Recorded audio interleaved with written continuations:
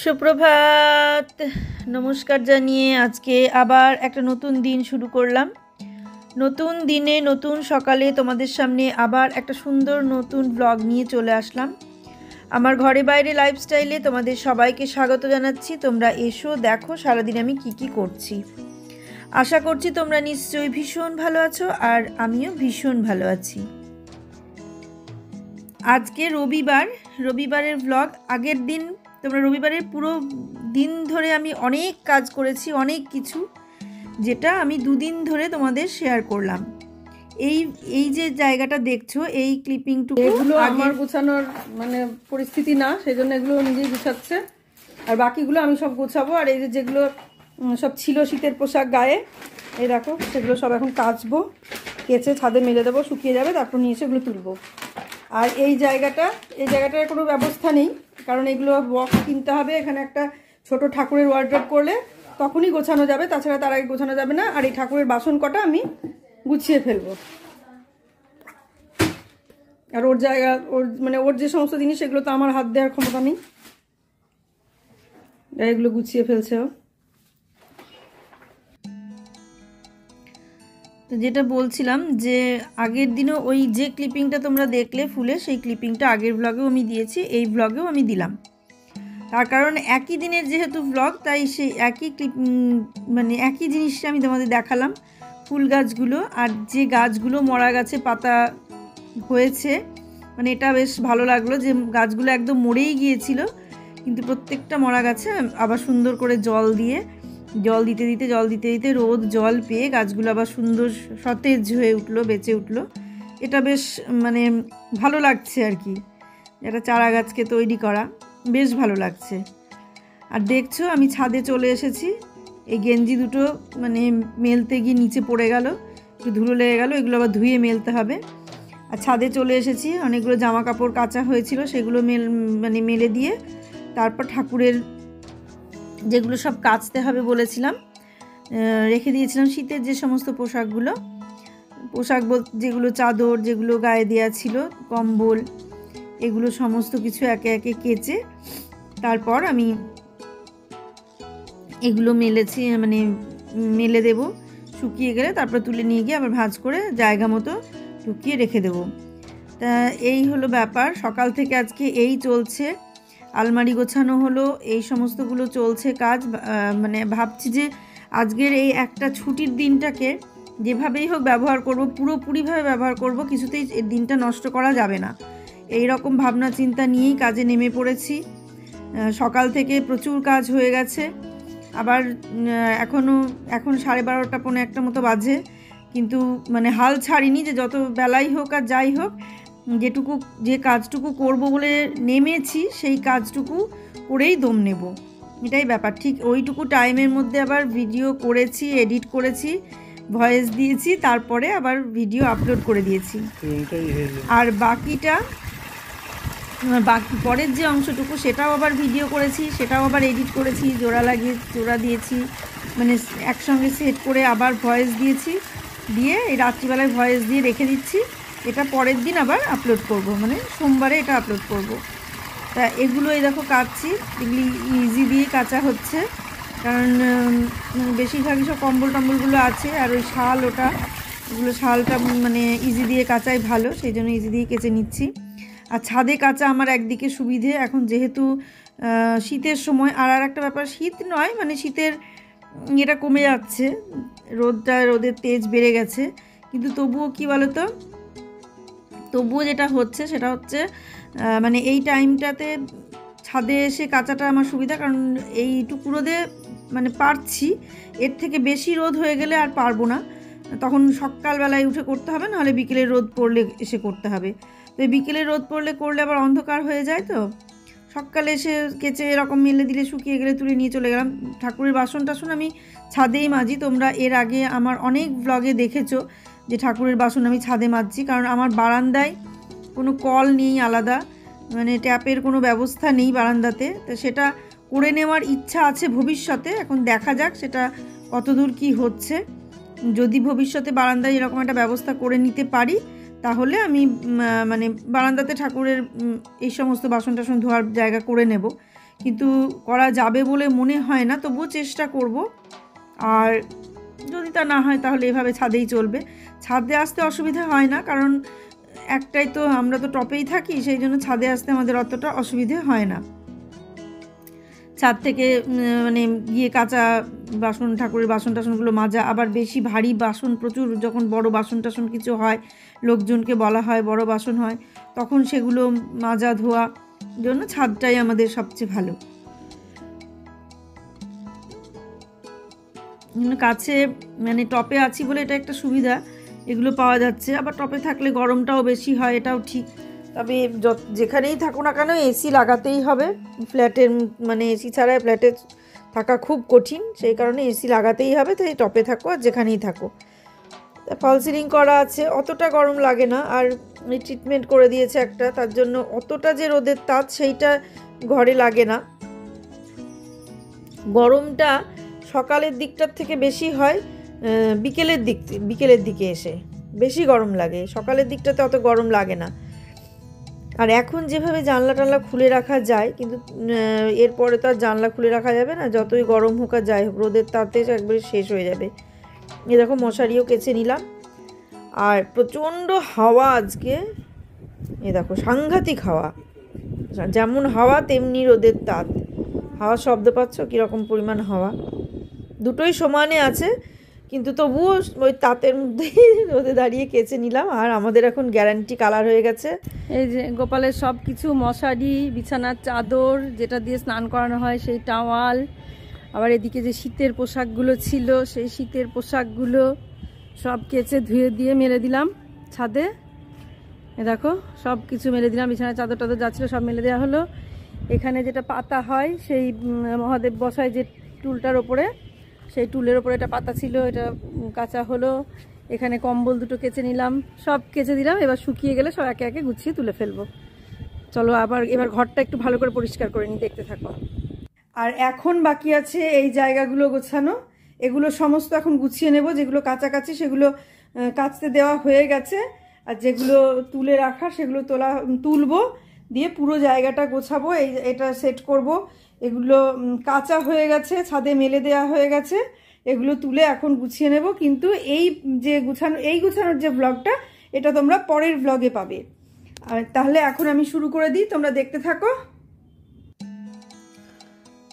এই হলো ব্যাপার, মানে গায়ের রং নিয়ে মানে আর অতটা ভাবা হয় না, এখন কাজটাকেই মেন ফোকাস হয়ে গেছে, যে রোদে গেলে রং কালো হয়ে যাবে, এই ব্যাপারটা মাথা থেকে চলে গেছে। সেই ব্যাপারটা মাথায় অতটা নেই, তবুও অতিরিক্ত রোদে কি আর যায়, সেটা যায় না। তবে হ্যাঁ, রোদ আমি সহ্য করতেও পারি না, রোদে আমার একটু কষ্ট হয় বটে, অবশ্যই মানে ভীষণই কষ্ট হয়, রোদে আমি যেতেও পারি না। কিন্তু ওই যেটুকু সময় প্রয়োজন একটু আধটু, আর এখন বলেই পাচ্ছি, এরপরে আর 2-1 দিন পরে আর বোধহয় পারা যাবে না, দিন সাতেক পর থেকে আর ওই রোদের সময় কাজ করা যাবে না, সকালবেলায় উঠে করে নিতে হবে। এই ধরনের কোনো কাজ থাকলে একদম সকালে করে নিতে হবে।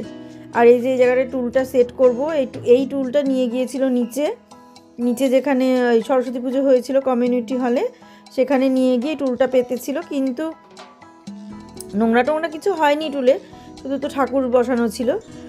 তা আমি নিয়ে এসে ওই যেটা টুলের ওপরে যে কভারটা পাতা থাকে সেটা কেচে দিয়েছিলাম, তারপর এটা একটুখানি মুছে নিলাম, কিছুই নোংরা হয়নি, তবুও একটু মুছে নিলাম।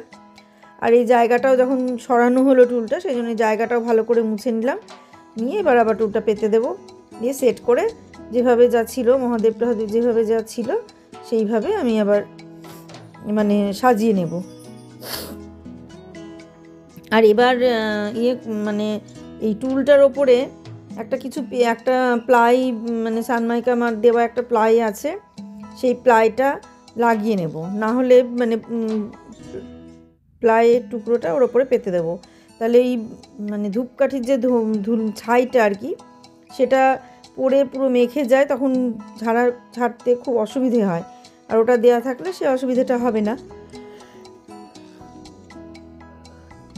প্রথম দিকে আমাদের একটা ওই টাইলসের টুকরো থাকতো, টাইলসের টুকরোটা এতটাই নোংরা হয়ে গেছে, ওটা রাখা যাচ্ছে না, মোম টোম পরে ওটা যাচ্ছে তাই অবস্থা হয়ে গেছে, ওটাকে ফেলে দেওয়া হয়েছে, সরিয়ে দেওয়া হয়েছে, দিয়ে এখন আবার এই ইয়েটা নিয়ে এসে রাখা হয়েছে, ওই প্লাইটা নিয়ে আসা হলো। প্লাইয়ের কাজ হয়েছিল বাইরে, অনেক দিন ধরে পড়েছিল টুকরোটা। হঠাৎ করে সেদিনকে জায়গাটা পরিষ্কার করতে গিয়ে দেখতে পেয়ে আবার নিয়ে এসে মানে রাখলাম, প্লাইটা দিয়ে এটা দিয়ে রাখা হলো। এইবার এইভাবে সাজিয়ে ফেললাম। তবে মহাদেবের একটা জায়গা আমাকে করতে হবে, করবো দোল পূর্ণিমার আগেই সমস্ত ব্যবস্থা করে ফেলবো, কিভাবে কি করতে হবে না হবে সব ব্যবস্থা করে ফেলবো। দেখতেই পাবে তোমরা কি ব্যবস্থা কি হচ্ছে না হচ্ছে, আর দোল পূর্ণিমায় যে কি হচ্ছে সেটাও দেখতে পাবে। গোপাল বাবাজির তো একটা আলাদা ব্যাপার থাকেই, যেটা দোল পূর্ণিমায় হবে। আর যেহেতু দোল পূর্ণিমাতেই আমি গোপাল বাবাজিকে নিয়ে এসে বসিয়েছিলাম, সেই কারণে দোল পূর্ণিমাতে একটুখানি মানে জন্মদিন হিসাবে, মানে আমার বাড়িতে জন্মদিন আর কি, যেহেতু আমি ওই দিন বসিয়েছি সেই জন্য ওই দিনটা আমি একটুখানি ভালোভাবেই পালন করব, এটা ইচ্ছা আছে গোপাল বাবাজিকে নিয়ে। আর আরও একটু ইচ্ছে আছে, সেই ইচ্ছেটা এখন বলবো না, তোমাদের আশীর্বাদে সেই ইচ্ছেটা পূরণ হয়ে যাক। আমি ঠিক বলবো মানে তোমরা দেখতেই পাবে। আর আশা করছি তোমাদের আশীর্বাদ ভালোবাসাতে সেই ইচ্ছেটা আমার পূরণ হবে। এই যে পূরণ হবে এই ব্যাপারটা কিন্তু আমি মাথা থেকে কখনো সরাই না, যে যত দেরি হোক আমার যেন মনে হয় যে আমি যে ইচ্ছেটা করলাম সেই ইচ্ছেটা আমার ঠিক পূরণ হবে, এটা আমার মাথায় সব সময় থাকে। এর আগেও আমি তোমাদের বলেছি মানে আগের ব্লগে, যে আমার যে ইচ্ছেগুলো আছে আমার কখনো মনে হয় না যে এই ইচ্ছেগুলো পূরণ হবে না। আমার সব সময় মনে হয় যে আমার প্রত্যেকটা ইচ্ছে ঠিক কখনো কখনো মানে উপর থেকে ঠিক পূরণ করে দেবে। আর ঠিক সেটা হয়ও, দেরিতে হয়, হয়তো সব কিছু আমার তাড়াতাড়ি হয় না, দেরিতে হয়, কিন্তু সেটা হয়। সবার তো সব কিছু তাড়াতাড়ি হয় না, আমার যেটা তাড়াতাড়ি হয়নি, দেরিতে হচ্ছে, তো সেই রকম এটাও দেরিতে হবে। দেখছো আমি এগুলো গুছিয়ে ফেলছি, কারণ আবার কদিন থাকবো না, এবার এইগুলো না গুছিয়ে রাখলে মানে খুব অগোছালো হয়ে যাচ্ছে। আর দোল পূর্ণিমার একটু দেরি আছে, তার আগে আবার এই সমস্ত বাসনপত্র যা লাগবে সেগুলো বের করব। আরও কিছু বাসন আমাকে কিনতে হবে। আমার যেটা কিনতে হবে সেটা হচ্ছে গোপালের ভোগ দেওয়ার জন্য বড় থালা, আর তার সঙ্গে কিছু মাপ মতো কিছু বাটি, মানে ছোট না, মানে প্রমাণ সাইজের কিছু বাটি দিতে হবে, কারণ কিনতে হবে আর কি, অন্তত 10-12টা ছোট মাপের বাটি কিনতে হবে। আর একটা বড় থালা কিনতে হবে, যাতে থালার ওপরে বাটিগুলো সাজিয়ে আমি গোপাল বাবাজিকে ভোগ দিতে পারি। তো সেই হিসেব করে আমাকে থালা কিনতে হবে, এটা আমার খুব ইচ্ছে আছে। এখন দেখা যাক কতদূর কি ইচ্ছে পূরণ করতে পারি। মানে আগের বছর দোল পূর্ণিমাতে অনেক কিছু বাসনপত্র কিনেছি, জন্মাষ্টমীতে কিছু কিনেছি, এরম টুকটুক করে কিনতে মোটামুটি অনেক বাসনই হয়ে যাচ্ছে আস্তে আস্তে।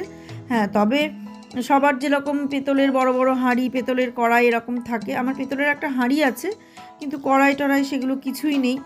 তো ওগুলোর পেতলের কিনবো না, ইচ্ছা আছে ওগুলো স্টিলেরই কিনবো। ফালতু পেতলের কিনে মাজা ঘষা পরিষ্কার রাখা খুব কঠিন, সেই জন্যে আমি স্টিল, অ্যালুমিনিয়াম এইসব জিনিসেই কিনবো, যাতে মাজা ঘষা ঠিকঠাক হয়। আর ভোগ রান্না করতে গেলে যে পেতলের বাসনই লাগবে এরকম কোনো ব্যাপার নেই। দেখতে ভালো লাগে, ব্যবহার করতে ভালো লাগে, কিন্তু পরিষ্কার করে যত্ন করে পরিষ্কার করে রাখাটা একটা ব্যাপার। হ্যাঁ, যদি কখনো পারি তখন আমি পেতলের বাসন কিনবো, মানে ইচ্ছে যে নেই তা না, ইচ্ছে আছে পিতলের বাসন কেনার, সে তাতে আমি পরিষ্কার রাখতে যতটা পারবো ততটা রাখবো, কিন্তু কেনার ইচ্ছা আছে, কিন্তু সেটা ভবিষ্যতে ভাববো। এই মুহূর্তে ভাবনার কোনো মানে ভাবনা নেই আর কি পিতলের বাসন কেনার। যখন মানে পারবো, পরিস্থিতি যেদিন সহায় হবে আর তাদের যেদিন মন হবে যে তারা পিতলের বাসনের রান্নায় ভোগ খাবে, ঠিক সেই দিন তারা আমাকে দিয়ে দেবে সেই বাসন। তাই এখন সেভাবে আর নিজের থেকে জোর করে কিনবো না। দেখা যাক, যদি কখনো ভাগ্যে থাকে হবে, যদি না থাকে তা হবে না, তখন ভাববো যে এটাই আমার আছে। তবে খুব যে মারাত্মক ইচ্ছে যে না এটা নিতেই হবে এই ব্যাপারটা নেই, হলে হবে এরকম একটা ব্যাপার পিতলের বাসনটা, কারণ ওটা পরিষ্কার রাখাটা খুব মারাত্মক কঠিন। পিতলের বাসন যারা ব্যবহার করে, মানে ইউটিউবে দেখি যে এত সুন্দর চকচক করে, দেখতে ভীষণই ভালো লাগে, কিন্তু ব্যবহার করে ওই পরিষ্কার রাখাটাই তো একটা বিরাট চাপের ব্যাপার। আর এখানকার জল ভালো না, হাওয়াটা মানে জল কি হাওয়াও যদি লাগে বাইরে তাহলেও কালো কেমন একটা হয়ে যায়। তো সেই জন্যে খুব সমস্যা। করিমপুরে থাকতে যখন দু একটা পিতলের থালা বাসন মাজতাম কি সুন্দর চকচক করতো, কিন্তু এখানে সেই চকচকে ব্যাপারটাই হয় না। চেষ্টা করেও সেই চকচকে ব্যাপারটা করতে পারি না, জানি না কিভাবে কি মাজলে চকচকে হবে। এই পিতাম্বরী, লেবু, তেঁতুল কত রকম জিনিস দিয়ে মাজি, ওই তখনই পরিষ্কার চকচকে হয়, তারপরে আবার থাকতে থাকতে আবার জেগে সেই হয়ে যায়। তো এই দেখো বাসনগুলো গুছিয়ে ফেলছি, আর এইটুকু জায়গার মধ্যে এই বাসনগুলো রাখা তো খুব অসুবিধে হয়। আলমারির একটা তাকেই আর কি এগুলো রাখি, আর তো আমার কোনো রাখার জায়গা নেই। সেই কারণে যে বেশি কিনবো বাসন সেটাও কিনতে পারছি না। তা একটা ওয়ার্ড্রপ যদি করতে পারি ঠাকুরের, তাহলে সেটার মধ্যে রাখতে পারলে মানে ভালো হবে। মানে পুরোটাই শুধু ঠাকুরেরই থাকলো, সব কিছু বাসন, পোশাক, গহনা যা হলো সব কিছু ঠাকুরের ওখানেই থাকলো। শীতের পোশাক, লেপ, বালিশ, কাঁথা, কম্বল যা হলো আর কি ঠাকুরের জিনিসটা ওই একটা আলমারিতেই থাকলো, তাহলে আমার বিভিন্ন জায়গা খুঁজে বেড়াতে হলো না। তাই এটাও একটা ইচ্ছে আছে, এটাও একটা ভালো ইচ্ছে। তা এই ইচ্ছেটা খুব বেশি পরিমাণে আছে, সেই জন্য এটা হয়তো খুব তাড়াতাড়ি পূরণ করার চেষ্টা করব। তার মানে যে দামি জিনিস নিয়ে আসবো সেরম না, মানে মোটামুটি রাখার মতন রাখা যাবে এরকম ধরনের একটা কিছু নিয়ে এসে ওটা ব্যবহার করব, এরকমই ইচ্ছে আছে। এখন দেখা যাক কতদূর কি হচ্ছে, তবে হবে। মানে আমার মানসিক চিন্তাধারা আছে, আমার মানে পজিটিভ চিন্তা আছে যে হবে।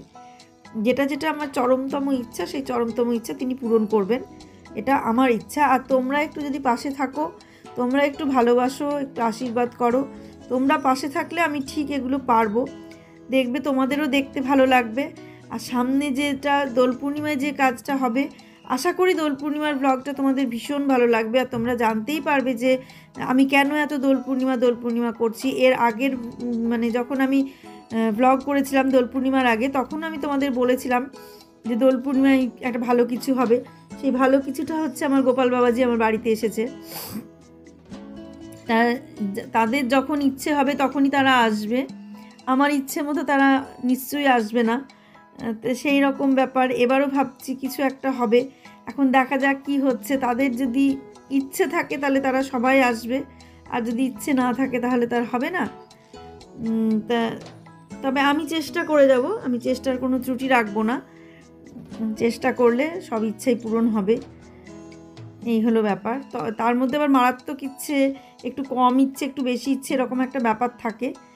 এগুলো আগে এতটা ব্যাপার ছিল না, মানে পুজো করব বা একটা ঘরে ঠাকুর পাতবো এরকম একটা ইচ্ছে ছিল। কিন্তু আমার ছোট থেকে না, জ্ঞান হওয়ার পর থেকে, বুদ্ধি হওয়ার পর থেকে আমার যেন রাধাকৃষ্ণটা ভীষণ মানে মন কেড়ে নিত, ভীষণভাবে মন কাটতো রাধাকৃষ্ণ।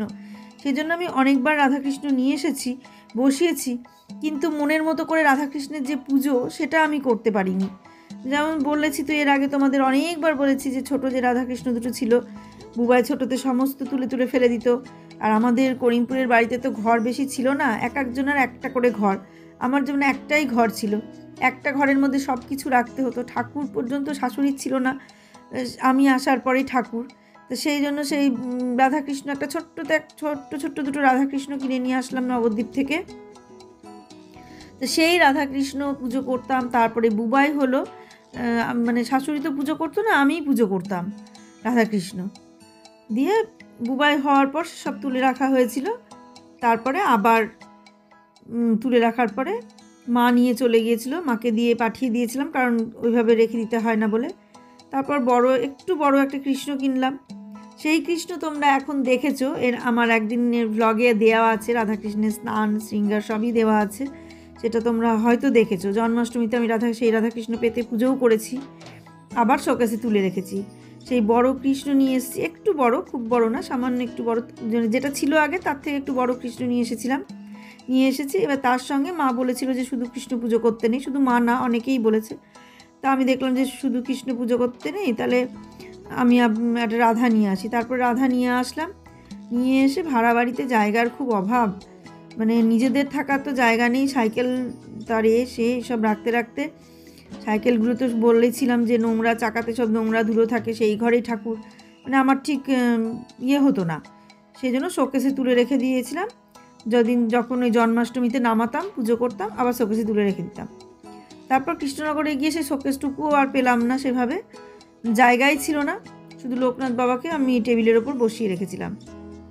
তখন ওই রাধাকৃষ্ণ তখনও গিয়ে আবার আরেকটা আলমারিতে ঢুকিয়ে রেখেছিলাম ঘরে। তা বলতাম যে যেদিন আমার জায়গা দেবে সেদিন তাদের আবার বসাবো। জায়গা দিয়েছে, আবার বসিয়েছি। সেই রাধাকৃষ্ণ শোকেসে তোলাই আছে। যখন যখন মনে হয় কোনো তিথি তখন স্নান করাই, পুজো করায়, আবার তুলে ওখানে সাজিয়ে রেখে দিই, ধূপ টুপ দেখাই, ব্যাস এই পর্যন্তই। আর এই দেখো আমার গোপালের যে বিছানা সেটাও গুছিয়ে নিচ্ছি, কিন্তু বিছানায় যে মানে তোষকের যে ওয়ার্ডটা করেছে, ওয়ার্ডটা ছোট। এই ওয়ার্ডটা যে একটু বড় করতে হবে, এটা কিভাবে করব দেখি। আমি অন্য কোনো টেলারের কাছে নিয়ে যাব, যারা করে দিয়েছে তারা আর বারবার করছে না, ছোট হয়েছে, আমি আর নিয়েও যাইনি। তো দেখি এটা কোথাও নিয়ে যাব, নিয়ে গিয়ে সাইডে একটু এরকম এই কালারের ভেলভেটের ছিট দিয়ে আবার করিয়ে নেব। আর বালিশের ওয়ারগুলো সব ঠিকঠাক করিয়ে নিতে হবে। এগুলো সব এমন বড় করে দিয়েছে, ছোট হয়েছিল বলে একটু বড় করতে বলেছিলাম বলে এত বড়ই করে দিয়েছে যে সে আর মাপ মতো হয় না, মানে এক এক রকম করে দিয়েছে। সেই কারণে আমি এখন আবার অন্য কারোর কাছে নিয়ে যাব, নিয়ে গিয়ে ওটা ঠিক করাবো। এই হলো ব্যাপার। আর এই দেখো এই চাদর, এটা ছিট কিনে রেখে দিয়েছিলাম বিছানার চাদর করব বলে, চারিদিক সেলাই করবো বলে। তো সেলাইটা করা হয়নি, সে করা না হোক তবুও আমি পেতে দিলাম, কারণ বিছানার চাদরটা খুব নোংরা হয়ে গেছে, অনেক দিন কাচা হয়নি। কারণ কাঁচা চাদর একটা নতুন চাদর পেতেই দিয়ে অনেক দিন হয়ে গেল, তাই এবার হলুদ চাদরই পেতে দিলাম। দেখো কি ভালো লাগছে বিছানাটা দেখতে। চাদরটা ঝুলিয়ে রাখলেও ভালো লাগে দেখতে, তো আমি বুঝেই দিলাম। একটা বড় বেড কভার তৈরি করতে হবে, তো কিনতে পাওয়া যাবে না, বেড কভার তৈরি করে নিতে হবে ভালো কোনো ছিট দিয়ে। তারপরে সেই বেড কভার দিয়ে পুরো বেডটা ঢেকে রেখে দেবো। শোয়াবো যখন তখন শোয়াবো, আবার তুলে দেবো যখন তুলে দেবো। বালিশটা এরকমভাবে সাজিয়ে রাখলাম। এই যে গোপালবাজির খাট, মশারি টশারি সব কাঁচা আছে, ওগুলো কেচে নিয়েছি, মানে কেচে মেলে দিয়েছি, শুকিয়ে গেলে সব তুলে নিয়ে চলে আসবো। আর তোমাদের সঙ্গে গল্প করতে করতে সমস্ত গোছানো হয়ে গেল। আমার এই গোছানোটা তোমাদের কেমন লাগলো তোমরা জানাবে। তোমরাও এইভাবেই হয়তো গোছাও বা এর থেকে আরও ভালো করে গোছাও, কিন্তু আমি অত ভালো করে হয়তো গোছাতে পারি না। তবুও যেটুকু পারলাম সেটুকু গোছালাম, আর সেটাই তোমাদের সঙ্গে শেয়ার করলাম।